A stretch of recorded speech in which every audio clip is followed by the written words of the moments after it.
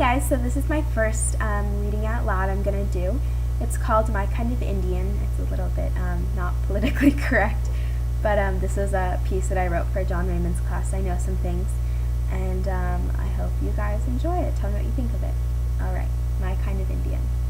When I was younger, I was infatuated with this tall, bronze, black-haired goddess, believing that when I was older, I would look exactly like her. We were both Indian. I would find out later that we were both different types of Indian. But I had black hair and I had the same skin tone. She was remarkable. She would run like the wind, she was strong, and she had a deep connection to the earth, and she could communicate with animals.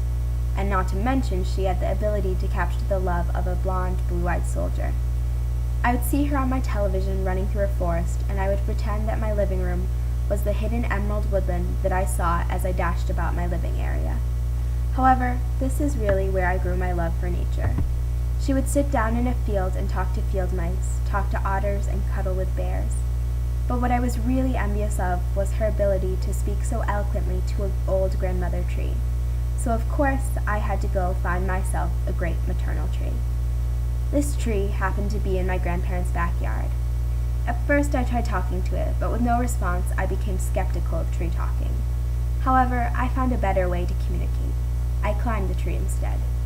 I would lay on a certain branch that was slightly fatter than the others and look up, the green leaves looking more like a mosaic than foliage. I would stay up there for what seemed to be hours, but in actuality was probably only about 20 minutes. But every once in a while I'd be frightened by a squirrel and I would quiver. But then I realized that my heroine would never be afraid of a tiny rodent, and I would apologize to the tree for my faux pas. I would climb that tree until late October, about the time when Halloween rolled around.